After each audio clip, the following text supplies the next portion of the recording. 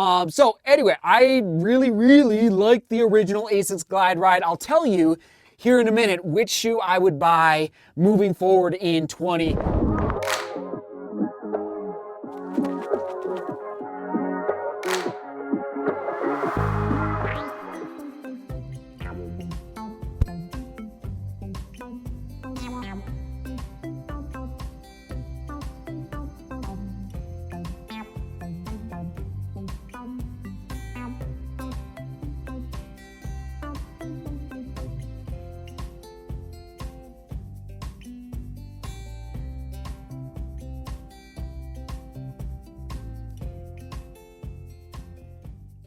Here we go. I haven't forgotten, everyone, the Invincible, there it is, and the, where is it, the Noosa, what else? Anyway, this shoe kind of was put on the back burner the last couple weeks, but I did manage to get it to 50, I do believe, here it is on your, I think we took it just over 50 miles for the ASICS GlideRide 2 50-mile full review. So, oh man, so many thoughts about this shoe, the updated version to the original GlideRide. Here it is, all right? And yes, this is the original Glide, actually this very pair is the shoe that I used for the 50-mile run around my neighborhood last spring to raise money for the COVID relief.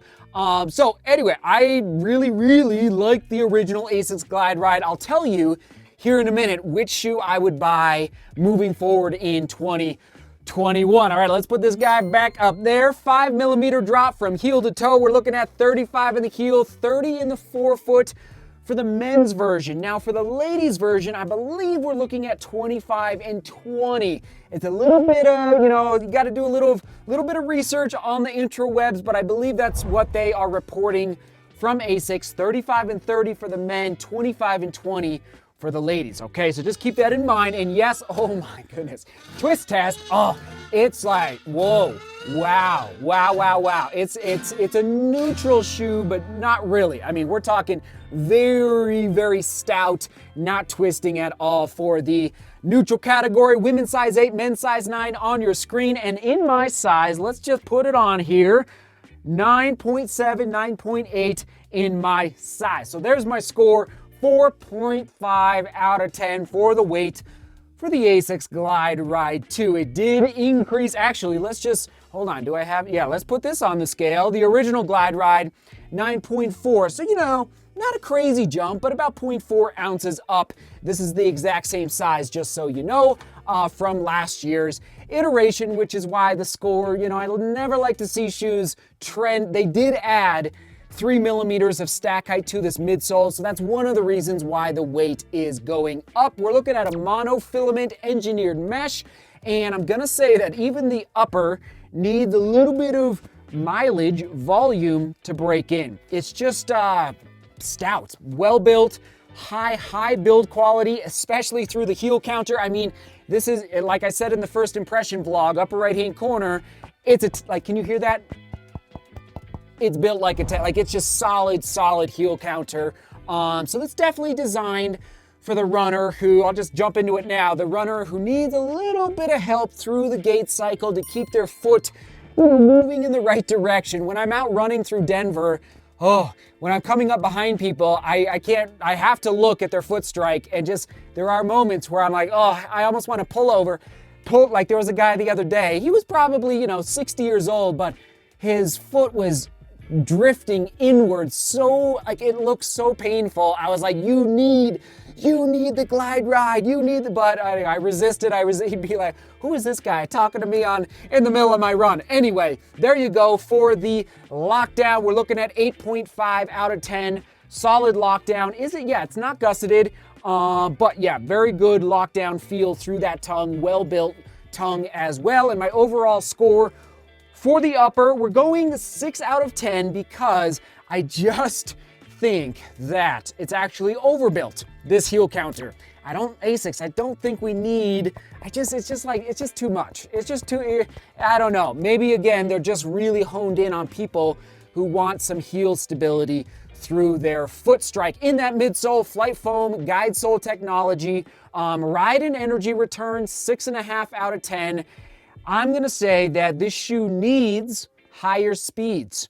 It felt really clunky and kind of uncomfortable at, let's say, 8-minute pace for me, which is, approaching my really easy day pace. It felt way better at 7 minutes, 6:50 a mile, 6:45 a mile. So it just felt kind of awkward at the slower paces. So just keep that in mind.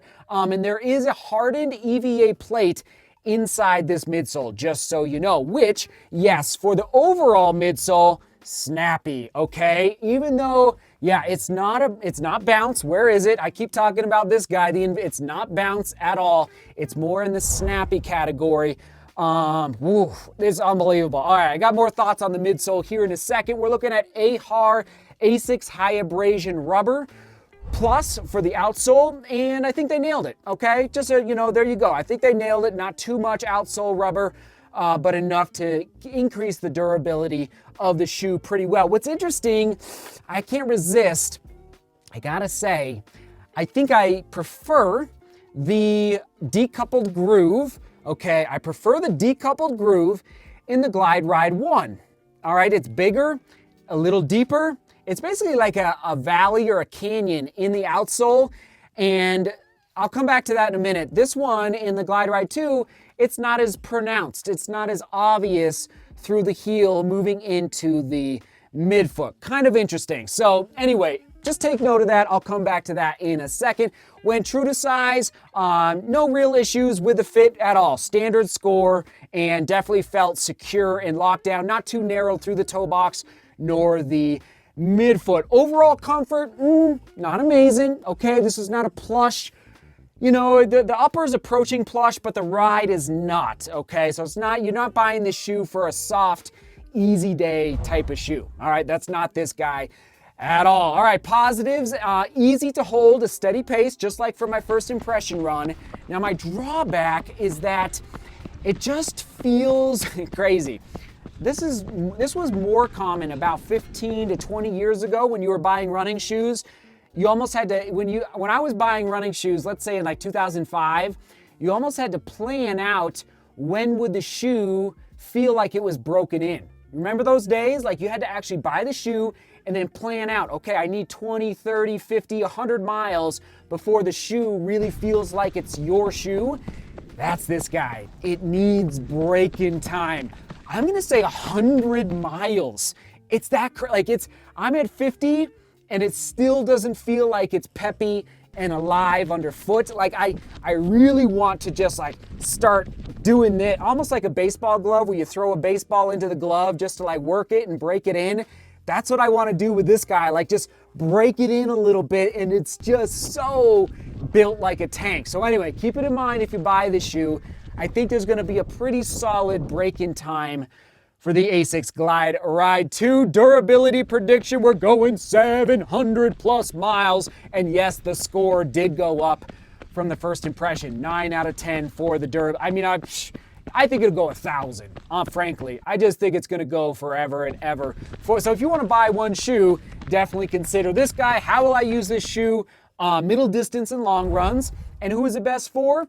Again, if you're looking for a shoe that you could use, okay, I wouldn't use it for tempo day. I wouldn't use it for easy days. Daily trainer, maybe, but middle distance, long run shoe. And you just want to buy one shoe for a long, like it's just going to go forever and ever in this guy. Now, price point, $150, okay. There's my score. And the reason the score actually did go up from the first impression is, again, it's because it's connected to how many miles or kilometers you can get out of the GlideRide 2. Again, I can't take shoes, past 50 miles really, but if you take this shoe way high, please do send me pictures. I'll be very curious to see how the outsole stands up. And since it's the ASICS High Abrasion Plus rubber, that means it's an increased durability for the rubber on the outsole. Now, here we go, real quick, everyone. The big moment. Would I buy other shoes to buy on your screen right now? Okay, would I buy the ASICS GlideRide 2 again, or would I buy the ASICS GlideRide 1? This is crazy. $99 right now. I do believe 100% the GlideRide 1. it is, I think ASICS overbuilt it. I think it's just a little too much for my liking. And again, if you're a bigger runner, let's say 225, 250 pound plus runner, like just a big, strong runner, this might be better for you. For me, it just is, it's too much for me. I love the original ASICS GlideRide. And now, again, I believe it's $99 right now.